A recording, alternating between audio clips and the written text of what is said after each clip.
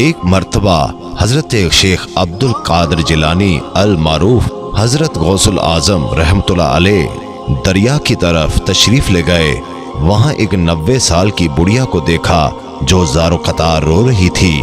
ایک مرید نے آپ کی بارگاہ میں عرض کیا، مرشد، اس ضعیفہ کا اکلوتا خوبرو بیٹا تھا، بیچاری نے اس کی شادی رچائی، دولہا نکاح کر کے دلہن کو اسی دریا میں کشتی کے ذریعے اپنے گھر لا رہا تھا کہ کشتی الٹ گئی اور دلہا دلہن سمیت ساری بارات ڈوب گئی۔ اس واقعے کو آج 12 سال گزر چکے ہیں، مگر ماں کا جگر ہے، بیچاری کا غم جاتا نہیں ہے۔ یہ روزانہ یہاں دریا پر آتی ہے اور بارات کو نہ پا کر رو دھو کر چلی جاتی ہے۔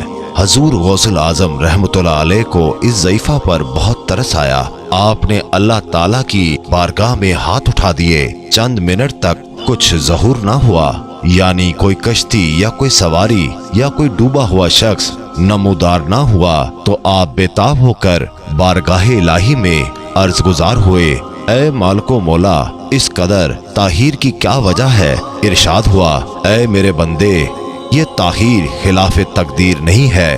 ہم چاہتے تو ایک حکم کن سے تمام زمین و آسمان پیدا کر سکتے تھے، مگر حکمت کے تحت 6 دن میں پیدا کیے۔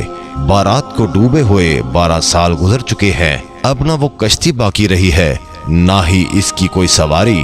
انسانوں کا گوشت وغیرہ بھی دریائی جانور کھا چکے ہیں۔ ریزہ ریزہ کو اجزائے جسم میں اکٹھا کروا کر دوبارہ زندگی کے مرحلے میں داخل کر دیا ہے۔ اب ان کی آمد کا وقت ہے۔ ابھی یہ کلام اختتام تک نہ پہنچا تھا کہ وہ کشتی اپنے تمام تر ساز و سامان کے ساتھ بما دلہا دلہن اور باراتی سطح آب پر نمودار ہو گئی اور چند ہی لمحوں میں کنارے آ لگی۔